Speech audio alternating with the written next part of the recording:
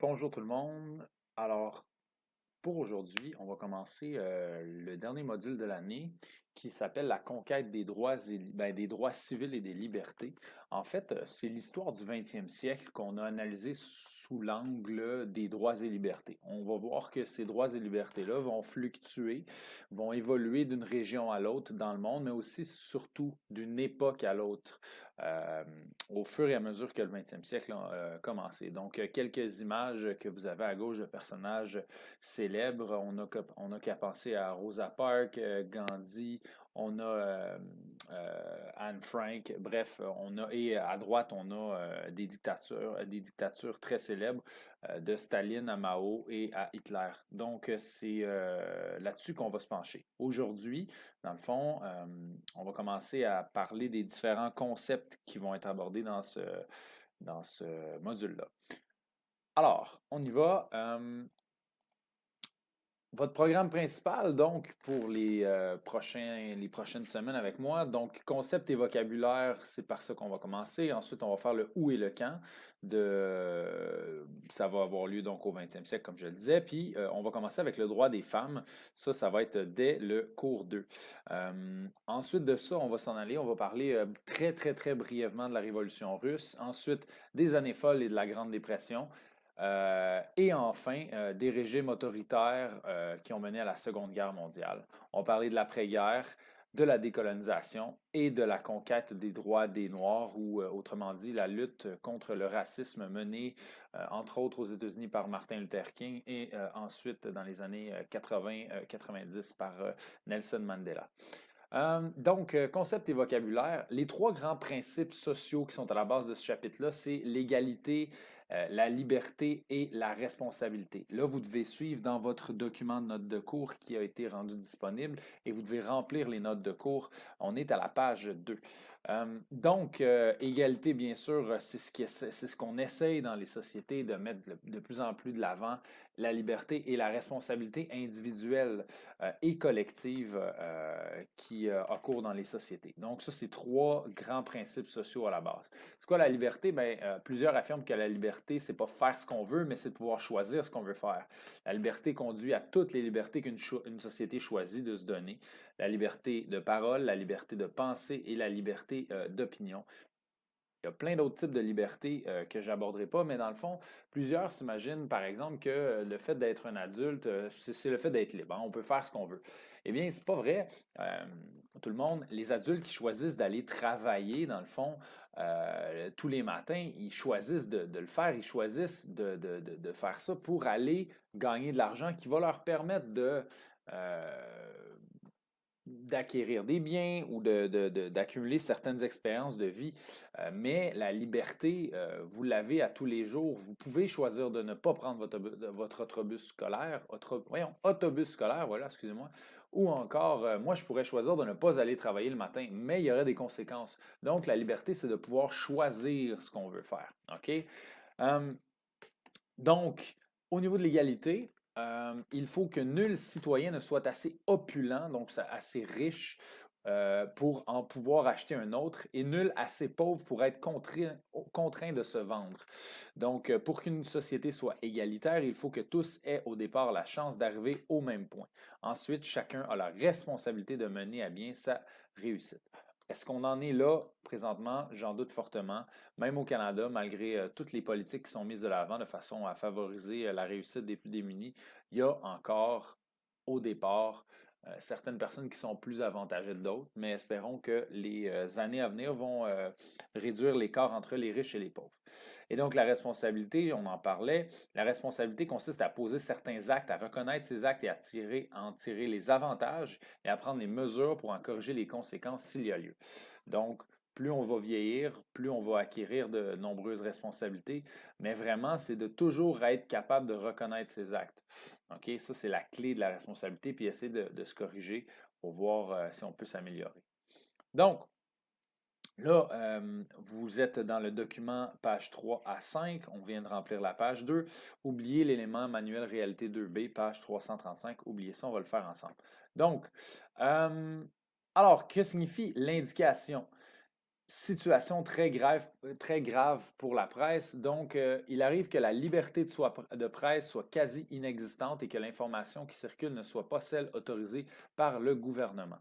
Donc, ici, c'est des notes de cours. Je tiens à vous dire, si jamais vous trouvez que j'avance trop vite, vous pouvez peser sur pause sur le vidéo à tout moment pour prendre les notes. Donc, effectivement, dans divers pays, la liberté de presse est parfois très, très mince. Par exemple, en Russie actuelle, Vladimir Poutine a couramment un recours à l'emprisonnement euh, de ses opposants politiques, entre autres les journalistes. En Chine, les sites comme Facebook sont extrêmement censurés. Donc, la liberté de presse, on n'y a pas accès dans certains régimes plus autoritaires.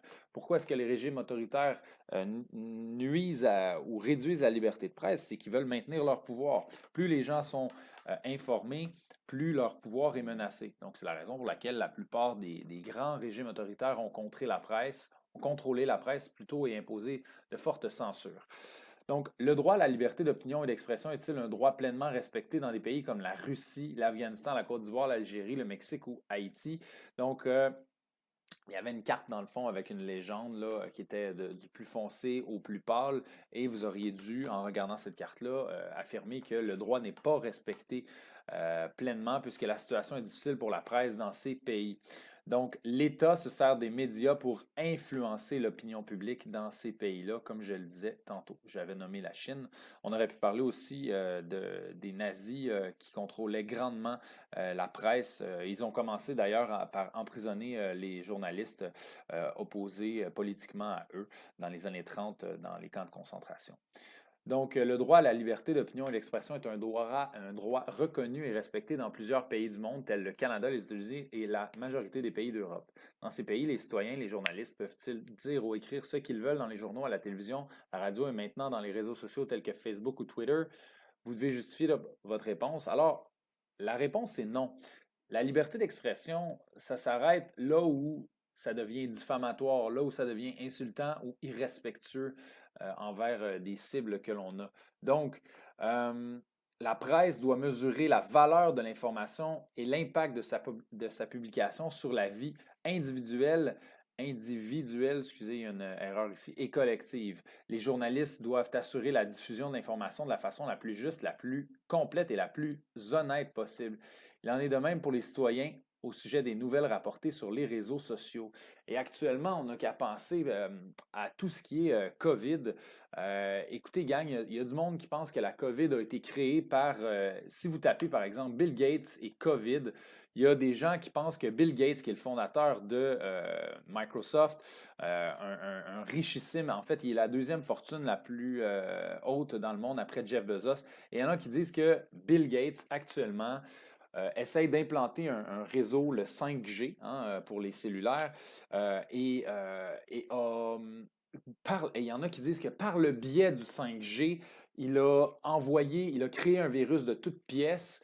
Et l'objectif de ce virus-là, c'est que ultimement, on vaccine les gens et en les vaccinant, on injecte des micropuces aux gens pour les situer, les géolocaliser. Dans le fond, Bill Gates, il aurait inventé le 5G pour nous envoyer un virus, puis ensuite, il financerait le vaccin pour nous implanter des puces qui permettent aux grandes compagnies de nous contrôler, de nous géolocaliser. Alors ça fait partie des choses qu'on voit dans les médias obscurs un peu.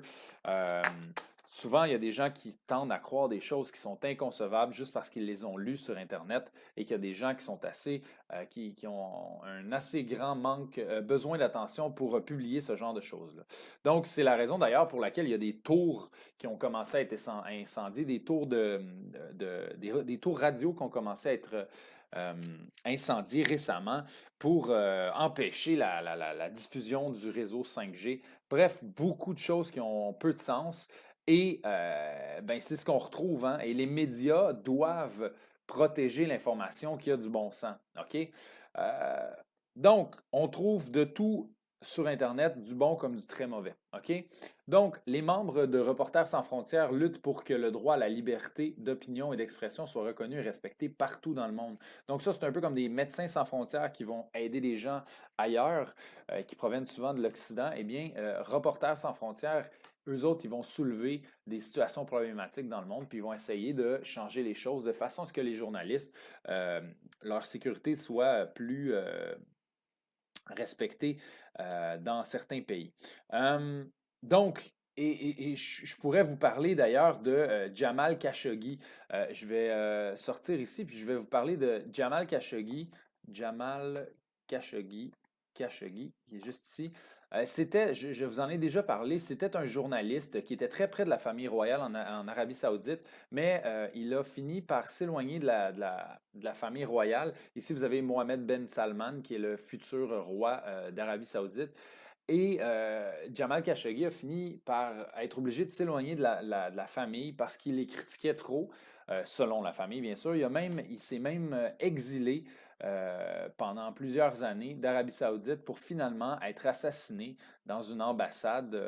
Il a été démembré par une équipe de Mohammed Ben Salman. Donc, il était un journaliste qui s'opposait à certaines politiques du régime de Ben Salman et il a été démembré pour ça. Il a été assassiné. Autre exemple beaucoup plus doux, je vais dire. Écoutez, les journalistes ont un devoir de dire la vérité, puis il y a déjà eu des exemples de reportages erronés dans l'histoire du Québec. Il y en a eu un puis un autre. Ça, c'est des journalistes qui essayent de faire vendre de leurs journaux ou d'essayer d'augmenter, de mousser la popularité de leurs reportages. Et il y avait une journaliste qui avait affirmé que des gens d'une mosquée à Québec avaient demandé à des travailleurs d'un chantier de construction d'éloigner, d'empêcher les femmes de travailler dans ce chantier de construction-là.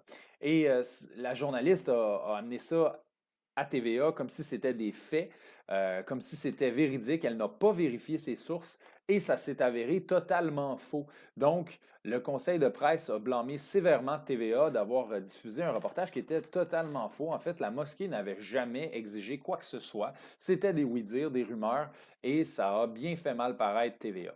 Donc, les journalistes parfois prennent des raccourcis. Et on doit s'assurer que oui, la liberté d'expression soit protégée, d'une part, mais que la qualité de l'information soit là et soit valide.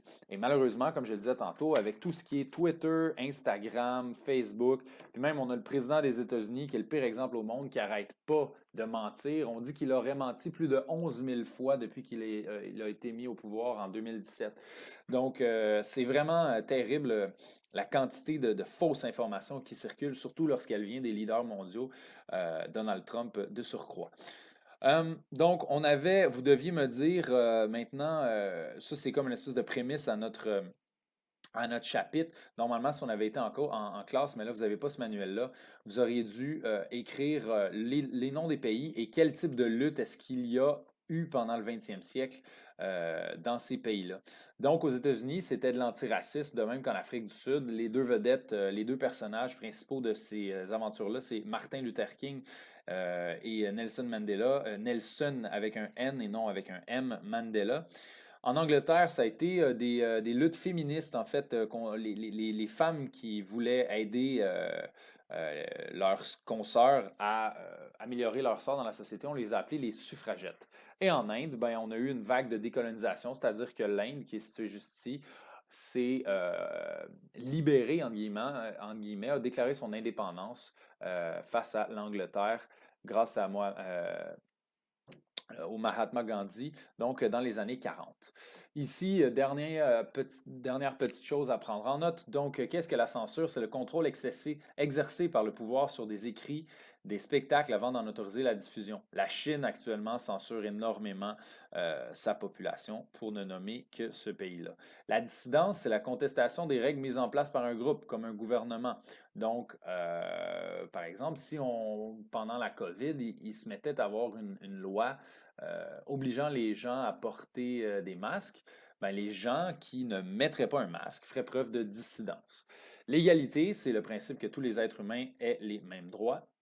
Qu'est-ce que la démocratisation? C'est l'établissement progressif des éléments d'une démocratie, comme l'attribution à une vaste portion des citoyens d'un pays du droit de participer aux décisions politiques. Donc, la démocratisation, c'est la marche vers la démocratie. C'est comment un pays finit par évoluer pour permettre à ces gens de choisir eux-mêmes leurs dirigeants et de prendre part eux-mêmes aux décisions politiques. Qu'est-ce que la répression? Ben, c'est une tentative d'arrêter un mouvement de revendication ou de révolte par la violence. Donc, des policiers qui sont sommés par le gouvernement d'aller justement assommer, je ne sais pas si vous voyez le jeu de mots ici, la population qui manifeste. Donc, des policiers qui, dans certains pays, ont déjà été jusqu'à tuer des gens qui manifestaient, emprisonner ceux-ci. Donc, ça, on appelle ça de la répression. Discrimination, je pense que vous savez ce que ça veut dire, là, traitement inégalitaire imposé à un groupe particulier dans une société en raison, entre autres, du sexe ou de la race. Donc, le fait que, par exemple, encore au Québec aujourd'hui, que ce soit en tout cas, bref, plusieurs minorités ethniques sont victimes de discrimination lorsqu'ils vont porter leur curriculum vitae, leur CV pour avoir un emploi. Souvent, on va préférer, malheureusement, des Québécois de souche à des gens issus des minorités ethniques. Et ça, on appelle ça la discrimination systémique. C'est quand le système est fait de façon à discriminer les gens issus des minorités ethniques. Au niveau des droits, qu'est-ce que c'est? Ben, c'est une garantie qu'on a, que toutes les personnes ont, quel que soit leur rang social ou leur fortune. Donc, le droit à la liberté d'expression, à la liberté de religion, etc.